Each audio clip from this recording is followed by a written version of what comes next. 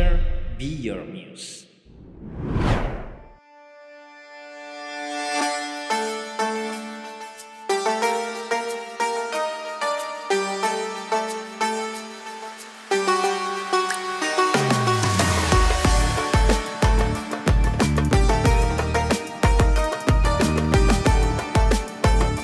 Assalamualaikum warahmatullahi wabarakatuh. Sahabat Fillah, apa kabarmu dengan Allah?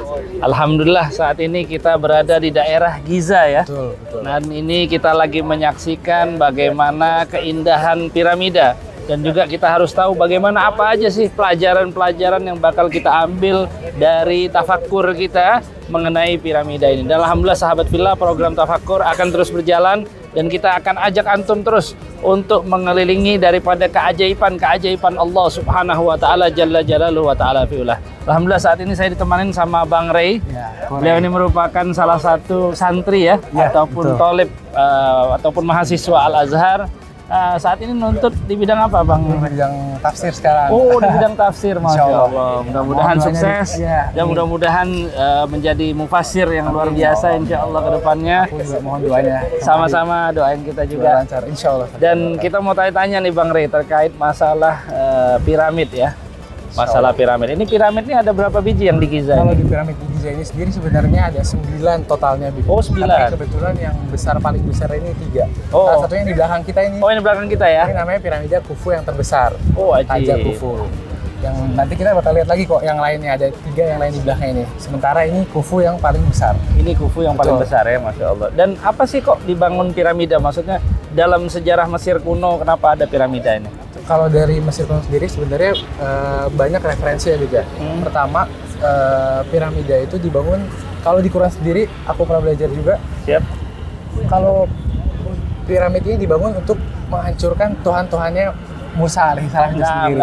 Betul. Ketika Betul. Firaun minta kepada Haman ya, Betul. Ibni Lisorhan ya, Betul. untuk membangun terhadap saya menara Betul. yang tinggi. Betul. Dan dia ingin membuat sesuatu dan nantinya kita akan pelajarin ini Betul, gimana. betul.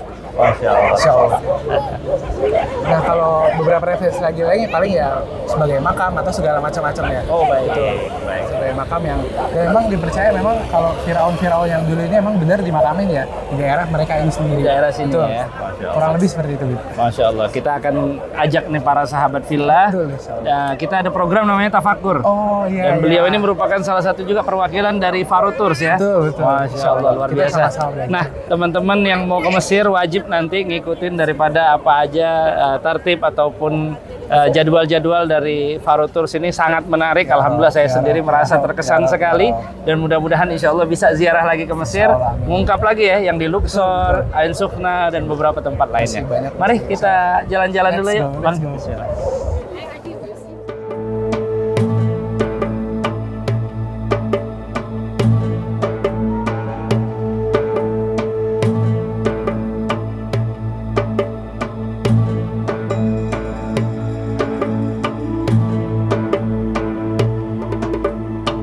Bismillah, Assalamualaikum. Jadi sekarang kita lagi berada di panorama piramid. Masya Allah. Di mana di panorama ini kita bisa melihat ada 3 piramid di belakang.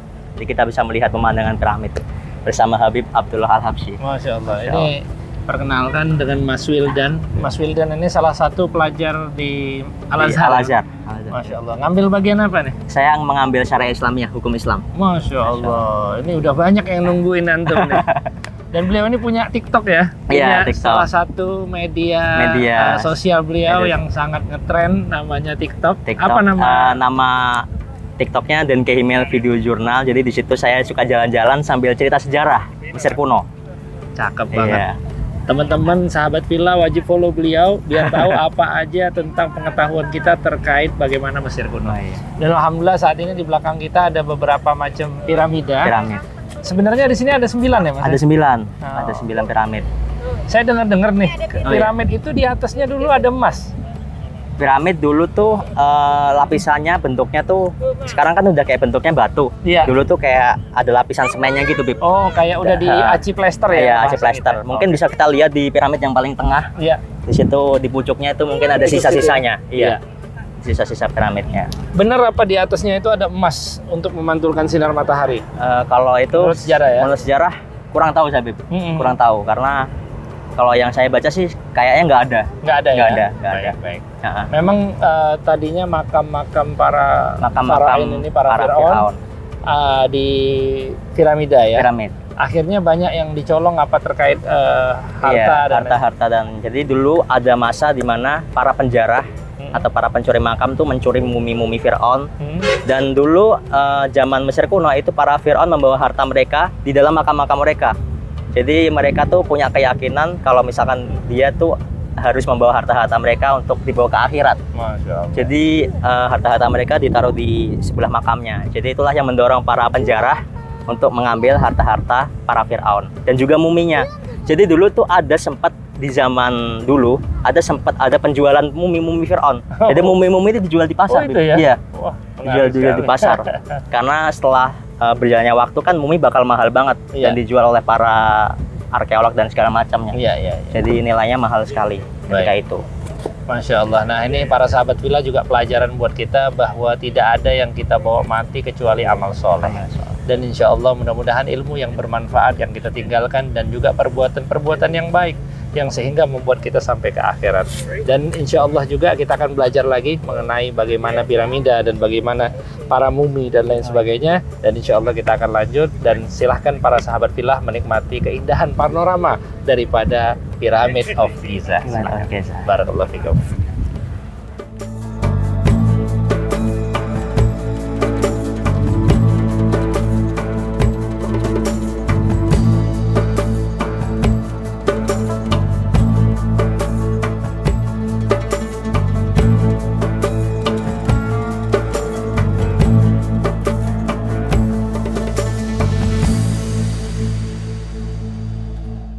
Masya Allah sahabat villa, alhamdulillah kita sekarang ini berada di daerah daripada area piramid Giza dan khususnya di belakang kita ini Sphinx ya. Betul. Nah ini ceritanya apa ini Bang Rey?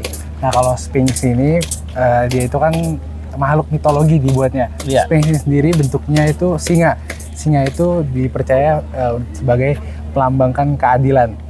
Nah karena rajanya mukanya ini sebenarnya dipercaya juga bentuknya dari Raja Khafre, makanya belakang posisinya tepat di piramida Khafre itu sendiri. Piramida Khafre. Nah, jadi panjangnya itu pun juga kalau nggak salah ke sana sekitar 7 meteran kalau nggak salah ke belakang ini. Dan ini dipercaya juga sebenarnya di bawah ini masih ada bangunan-bangunan lagi juga, tapi masih belum bisa dipastikan kebenarannya atau enggak gitu ya. Oke, masih perlu diperlukan penelitian lebih lanjut ya terkait Sphinx ini. Dan pastinya sahabat villa, kita melihat di sini bagaimana penciptaan Allah Subhanahu wa taala terhadap para makhluknya sehingga makhluknya memiliki pikiran, budaya dan lain sebagainya. Dan Masya Allah kita doakan juga Bang Rey ini lagi menuntut ilmu di bidang tafsir Al-Quran.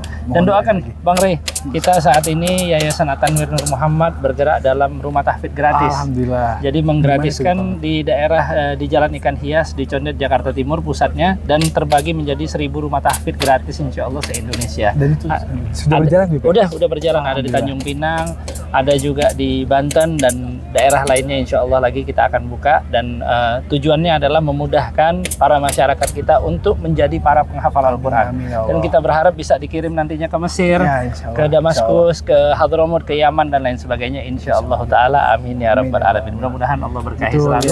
Dan suara sahabat villa, mari nikmati daripada Sphinx dan area Giza ini, silakan.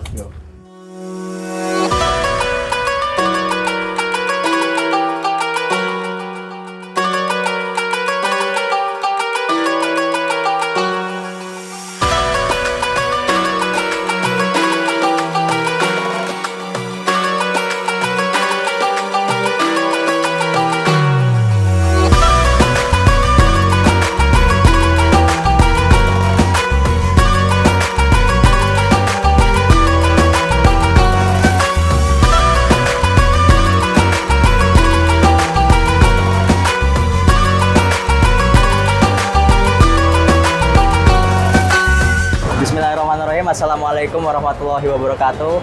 Bismillah teman-teman semuanya. Jadi sekarang kita lagi berada di salah satu museum di Mesir.